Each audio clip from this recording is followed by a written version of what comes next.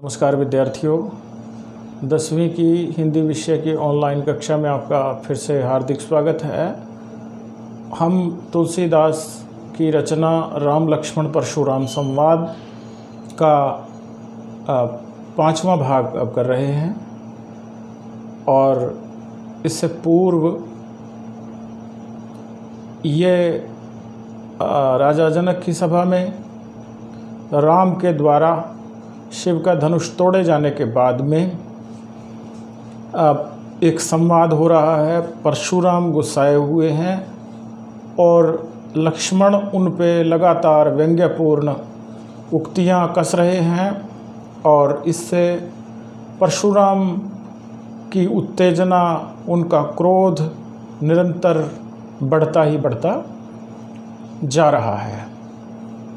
तो लक्ष्मण भी चुप होने का, शांति कायम करने का नाम नहीं ले रहे हैं और परशुराम भी अपने क्रोध को शांत नहीं कर पा रहे हैं। परशुराम विश्वामित्र को संबोधित करके कहते हैं कि लक्ष्मण किस तरीके से बोल रहा है, ये मूर्ख है, ये बुद्धू है, ये निडर है और ये सूर्य वंश के चंद्रमा पे कलंक के समान है और मैं इसे क्षण में ही मार डालूँगा और फिर मेरा कोई कसूर ना निकालना, ऐसी ऐसी बातें। फिर लक्ष्मण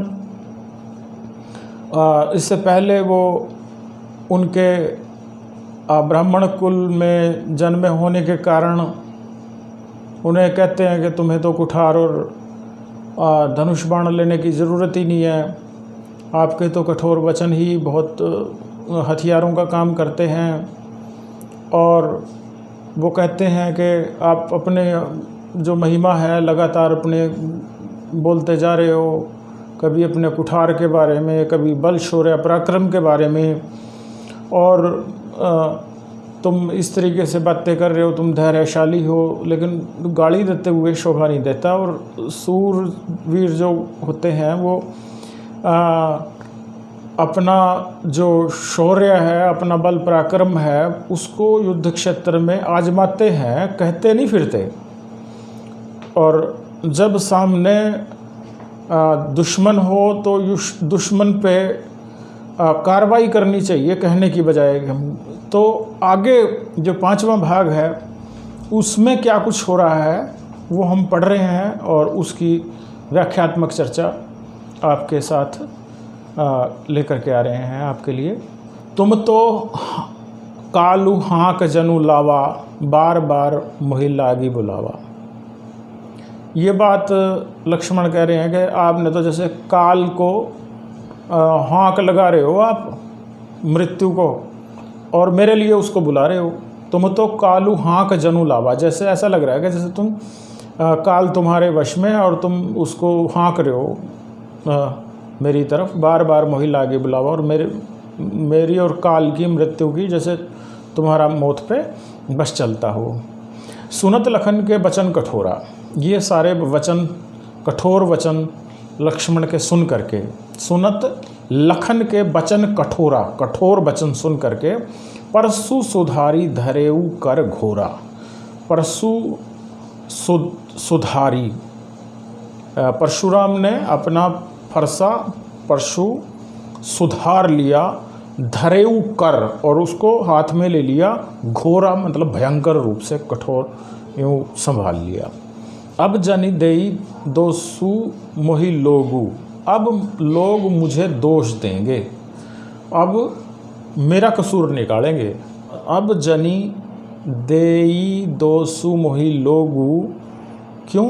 क्योंकि ये कटुवादी बालकु बध जोगु, ये कटुवादी है, कटु वचनों की बौछार कर रहा है और ये बालक बद जोगु है, वध करने योग्य है और मेरा कसूर लोग निकालेंगे। बालक बिलोकी बहुत में बाँचा, बालक बिलोकी, बिलोकी मतलब देखना, के बालक है, ये देख करके मैंने इसको बहुत बचाया, बचाया, बहुत में बाँचा, इसको मैंने बहुत बचाया है, इस पे कोई हमला नहीं किया, इसको इसकी हत्या नहीं की मैंने। बाल बिलो की बहुत में बाँचा, अब येहू मर निभार बा साँचा। लेकिन अब इसने कोई कसर नहीं छोड़ी है, अब ये पक्के तौर पे साँचा, सच्चे, अब येहू मरनी भार बा साँचा, अब ये सच्चाई में ही मरने योग्य है, मरनी भार मतलब मरने योग्य है, और हो गया है ये, अब इसको कोई बचा नहीं सकता। फिर कौशिक कहा क्षमीय अपराधु। फिर जब गुस्सा पूरी पराकाष्ठा पे पहुंच गया परशुराम का, तो कौशिक यानी कि विश्वामित्र को हस्तक्षेप करना पड़ा। कौशिक कहा क्षमीय अपराधु। कौशिक ने विश्वामित्र ने यानी कि कौशिक ने, कौशिक का नाम विश्वामित्र है, विश्वामित्र ने परशुराम से अनुरोध किया कि क्षमीय अपराधु के इस बालक ही है, इसके अपराध को क्षमा करें, क्षमीय अपराधु। बाल दोष गुण गणहीन साधु। बच्चों के दोष हैं, बच्चों की गलतियों को दोष गुण गलतियों को, अच्छाइयों को गणहीन साधु। साधु लोग जो होते हैं, जो ऋषि लोग होते हैं, वो बच्चों के गुण दोष के को ज़्यादा गिनते नहीं, गिरते। खर कुठार में आकर उनको ही। फिर परशुराम कहते हैं कि खर कुठार, मेरे हाथ में कुठार है, और मैं अकरुण हूँ, निर्दयी हूँ मैं, और कोही हूँ मैं, क्रोधित भी बहुत हूँ। सबको पता है कि मैं कितने गुस्से वाला हूँ। आगे अपराधी गुरुद्रोही, और मेरे सामने अपराधी खड़ा है, और गुरुद्रोही, गुरुओं का अपमान करने वाला खड़ा है, और मैं अकरुण हूँ, निर्दयी हूँ। उतर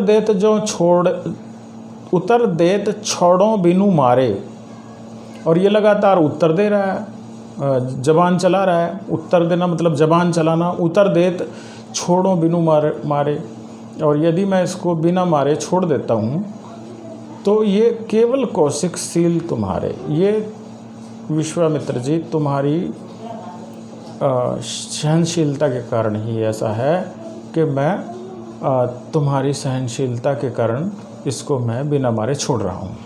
न तो यही काटी कुठार कठोरे, नहीं तो इसको काट देता कुठार कठोरे। कठोर बहुत भयंकर अपने कुठार से, फरसे से इसको मैं काट देता, और क्या करता, गुरही उरिन होते हूँ श्रम थोड़े, और थोड़े से श्रम के साथ, थोड़ी सी मेहनत करके मैं गुरुओं के ऋण से मुक्त हो जाता, क्योंकि गुरुओं का लक्ष्मण अपमान कर रहे हैं। गाधी सोन कह हृदय हसी, सुनही हरियरे सूझ। गाधी सोन विश्वामित्र के लिए ये शब्द प्रयोग में लाया जाता है। गाधी सून कहा हृदय हसी, उन्होंने मन ही मन कहा और हृदय में हंसे कि मुनि ही हरियारे सूझ, के मुनि जी को, परशुराम जी को सब कुछ हरा ही हरा अपनी तरह से नजर आ रहा है। गाधी सोन कहा हृदय हसी, मुनि ही हरियरे सूझ। अयमय खांड न ऊखमय, अजहू न बूझ अबूझ। ये राम लक्ष्मण के बारे में विश्वामित्र मन ही मन सोच रहे हैं कि अयमय खांड न ऊखमय। ये जो खांड है या राम लक्ष्मण है, ये खांड ऊख, ईख, गन्ना, गन्ने से नहीं बनी हुई है कि जिसको कोई भी चूस ले आसानी के साथ। नहीं, ये राम लक्ष्मण ऐसे नहीं हैं कि गन्ने से नहीं बने हुए हैं कि कोई भी इनको खा जाए, चूस ले। अयमय, अयमय मतलब लोहे के हैं ये खांड लोहे की खांड है, ये गन्ने की खांड नहीं है। यानी कि राम लक्ष्मण को आसानी के साथ जिस तरह से परशुराम कह रहे हैं कि मैं मार दूंगा, इतना आसान थोड़ी है कि खांड है कि इसको खा लेंगे। ये लोहे की खांड है, मीठे भी हैं लेकिन कठोर भी हैं। दोनों बातें राम लक्ष्मण के व्यक्तित्व के बारे में विश्वामित्र कह रहे हैं। अजहूँ न बूझ अबूझ, लेकिन ये बात अजहूँ अभी तक न बूझ, अभी तक समझ नहीं पा रहे हैं परशुराम। अबूझ अभी भी मतलब इस तरीके से दिखा रहे हैं कि जैसे उनको पता ही ना हो कि राम लक्ष्मण कैसे हैं। ये गन्ने की से बनी हुई खांड नहीं है, ये लोहे की खांड है। तो ये हमने देखा कि किस तरह से टकराहट लगातार बढ़ती जा रही है लक्ष्मण और परशुराम में, और दोनों में कटु वचनों का, मारने का, एकदम जिस तरीके के शब्दों का प्रयोग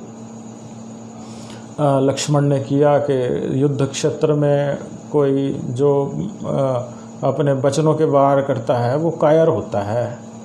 युद्ध क्षेत्र में तो लड़ना होता है, न कि जुबानी जमा खर्च करना होता है। तो इसके बाद पारा चढ़ गया परशुराम जी का, और परशुराम ने हथियार उठा लिया। विश्वामित्र जी को रिक्वेस्ट करनी पड़ी कि क्षमा करें इसके अपराध को, और ये तो बड़े ऋषियों का, साधुओं का ये कार्य नहीं होता कि वो बच्चों के गुण दोष को गिनते फिरें। तो फिर वो अपने फिर वही कुठार और कि मैं कैसा हूँ, मैं बहुत बलशाली हूँ और मैं थोड़े से ही कोशिश से गुरु के ऋण से उऋण हो सकता हूँ, और ये गुरुद्रोही है, अपराधी है, और मैं इसलिए इसे छोड़ रहा हूँ कि ये विश्वामित्र ने मुझे कहा है।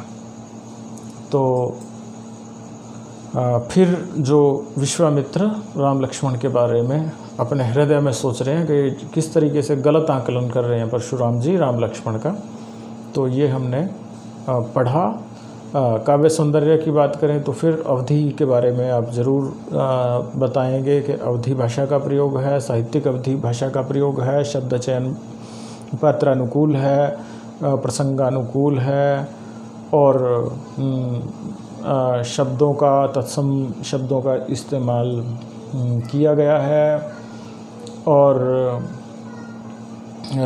एक नाम कौशिक भी कह रहे हैं, गाधी सून भी कह रहे हैं विश्वामित्र के लिए। तो अलग अलग शब्दों की विविधता देखने को मिलती है, और व्यंग्यपूर्ण भाषा है, मुहावरेदार भाषा है। और जो परशुराम का क्रोध है वो जैसे उत्तेजना है वो जैसे स्वाभाविक बन पड़ी है। रौद्र रस के दर्शन होते हैं हमें। बार बार में पुनरुक्ति प्रकाश का अलंकार का प्रयोग हुआ है। बाल बिलोकी बहुत गुणगुणहीन केवल कौशिक में अनुप्रास अलंकार, और इस तरीके से ये बहुत ही सुंदर चौपाई और दोहे छंद का प्रयोग किया गया है। 4 चौपाइयों के बाद एक दोहा, ये क्रम है जो कि राम लक्ष्मण परशुराम संवाद में ये क्रम प्रयोग में लाया गया है तुलसीदास जी के द्वारा। तो ये हमने देखा इसका जो 5वां भाग है राम लक्ष्मण परशुराम संवाद का। और आप पूरे ये 5वां वीडियो में पूरे 5 खंडों की व्याख्या आप देख चुके हैं कि किस तरीके से राम के, लक्ष्मण के, परशुराम के व्यक्तित्व को उभारा गया है। विश्वामित्र की जैसे एंट्री है वो एक थोड़ी देर के लिए होती है इस प्रसंग के अंदर। तो आपको पूरा समझ में आ रहा होगा। यही जो हमारे पूरी कविता है, इसी से ही प्रश्न निकलने हैं, इनके उत्तर निकलने हैं। यदि आप इस व्याख्या को बहुत अच्छे से समझ जाएंगे तो आपको प्रश्नों का उत्तर देने में ज़्यादा मुश्किल नहीं आएगी। तो ध्यान से प्रसंग व्याख्या विशेष काव्य सौंदर्य के बारे में बहुत ध्यान से पूरी बात को समझें। शब्दों के, कठिन शब्दों के अर्थ भी साथ साथ नोट करते जाएं। यदि किसी विद्यार्थी को समझ में नहीं आ रहा है एक बार सुनने पे, तो वो एकांत में शांति के साथ दोबारा से वीडियो को सुनेंगे तो समझ में आ जाएगा। फिर भी कोई प्रश्न विद्यार्थियों का है तो उसे कमेंट बॉक्स में डाल दें। दूसरे विद्यार्थियों को वीडियो शेयर करते जाएं। और फिर एक बार के यदि किसी विद्यार्थी ने चैनल को सब्सक्राइब नहीं किया है तो सब्सक्राइब वाले बटन को दबा करके और घंटी के बटन को भी दबा दें, ताकि आपके पास खुद नोटिफिकेशन पहुंचते रहें, वीडियो पहुंचती रहे और लगातार आप पढ़ते रहें, समय का सदुपयोग करते रहें। और इसी के साथ अगली वीडियो में फिर मिलते हैं। बहुत बहुत धन्यवाद।